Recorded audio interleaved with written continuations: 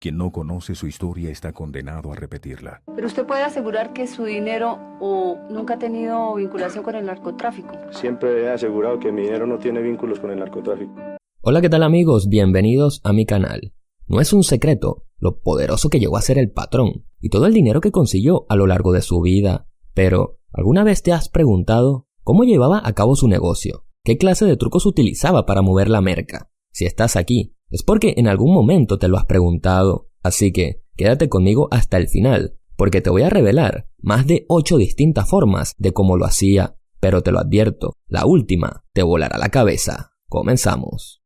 En sus inicios, él mismo viajaba hasta Ecuador con su primo Gustavo para transportar la materia prima hasta Colombia, y en un principio utilizaban 3 autos y la metían en los guardabarros delanteros. No era mucha la cantidad que transportaban en un comienzo, pero poco a poco eso fue cambiando y al cabo de unos meses lograban meter hasta 40 libras. En un abrir y cerrar de ojos, los autos se quedaron pequeños para la cantidad que necesitaban transportar, así que el patrón decidió comprar un camión carpado y esconder la merca en la rueda de repuesto. Finalmente, cuando ya la se encontraba cristalizada, la camuflaban en maletas de doble fondo y la enviaban con pasajeros hacia el gabacho, donde para ese momento un kilogramo podía costar hasta $60,000.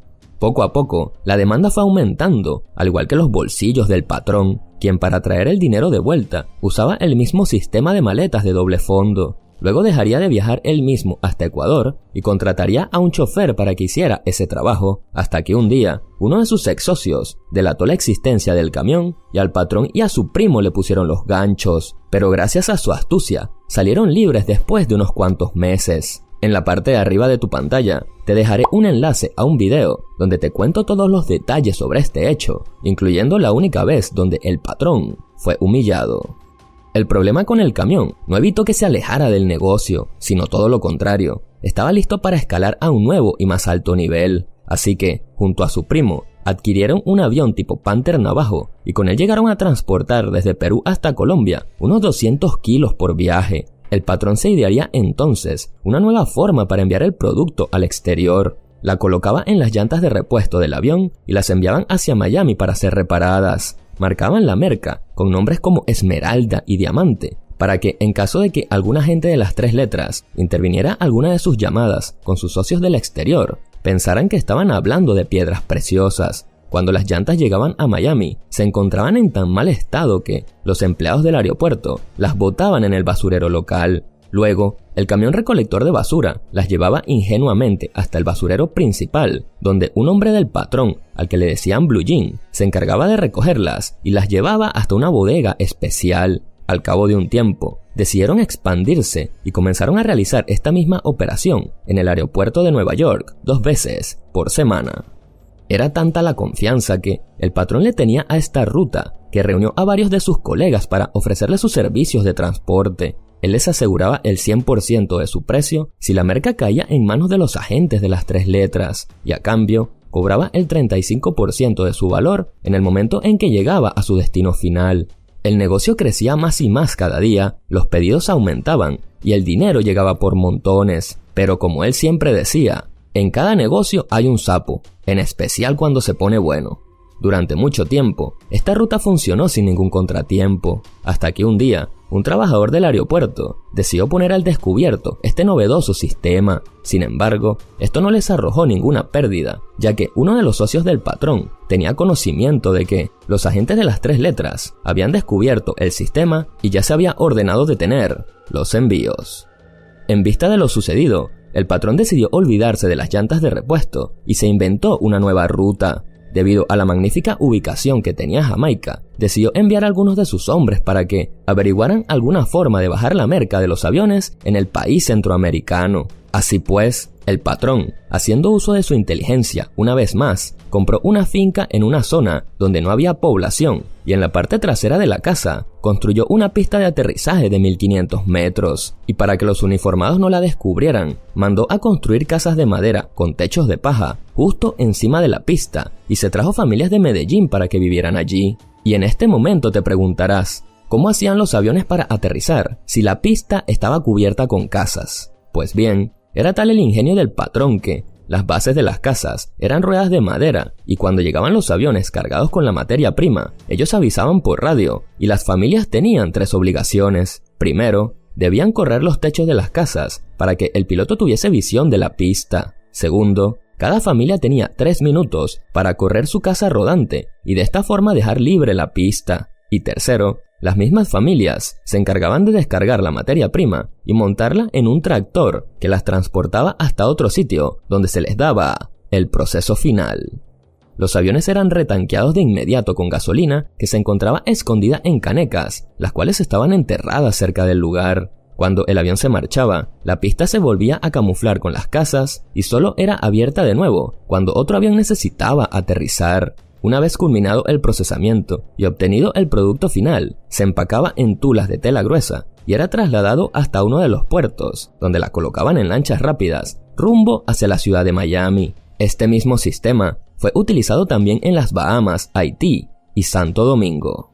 Pero a medida que la entraba en mayores cantidades en el gabacho y el consumo en ese país aumentaba, los uniformados estrechaban cada vez más el anillo y los aviones de los agentes de las 3 letras sobrevolaban con más frecuencia las costas centroamericanas, así que decidieron cambiar el sistema nuevamente. Abrieron rutas en aviones con plan de vuelo que salían desde Venezuela hacia Santa Marta y La Guajira, recogían el producto, que siempre rondaban los 200 o 300 kilos, y desde ahí partían hacia el sur de la Florida. Este nuevo sistema llevaba por nombre bombardeo y consistía en dejar caer la merca desde el aire en mar adentro, donde luego eran recogidas por lanchas rápidas que las llevaban hasta la ciudad de Miami. Este sistema lo utilizaron por varios años, hasta que finalmente fue descubierto.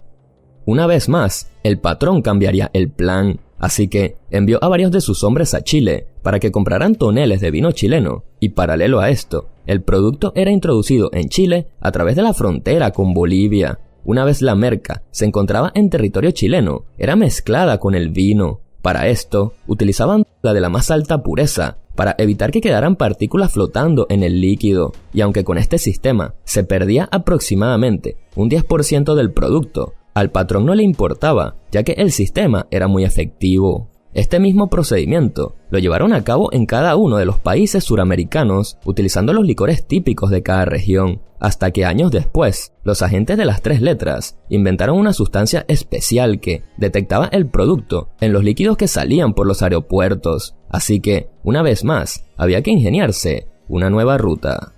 Se le vino a la mente la idea de utilizar los barcos, y para ello contrataba buzos expertos que colocaban la merca debajo de las embarcaciones en un compartimiento especial que tenían. También utilizaba un barco que llevaba por nombre la Fanny, el cual se encontraba anclado en alta mar frente a las costas de Ecuador y que iba cargado con harina de pescado. En la Fanny metían hasta 4 toneladas en los refrigeradores que siempre llegaron sin ningún contratiempo hasta el puerto de Miami. Otro método que utilizaba el patrón eran aviones DC-3 que salían desde Venezuela con plan de vuelo hacia Nueva York. En el trayecto, el avión se desviaba hacia una pista clandestina en La Guajira donde era cargado con 2 paracaídas, cada uno con 500 kilos. Cuando el avión llegaba a territorio norteamericano, se dejaba caer el paracaídas en una finca de alguno de los socios gringos del patrón y el avión continuaba con su plan original de vuelo hasta llegar a la ciudad de Nueva York con carga legal de importación. Con el tiempo, el patrón se dio cuenta que el sistema más rentable y seguro era el aéreo. Coronar un solo viaje con 1000 kilos era suficiente y no importaba si la merca de los otros aviones no llegaba a su destino, así que decidió armar su propia flota. Para ello, compraba los aviones en regular estado y los mandaba a acondicionar, cada uno con capacidad de hasta 1200 kilos. Los aviones salían de noche en caravana hacia México y en un solo viaje de estos lograba coronar hasta 15.000 kilos, lo cual le representaba unos 250 millones de dólares, y cada 6 viajes equivalían a 1.500 millones de dólares, así que se podrán imaginar cuánto dinero hacía en un solo año.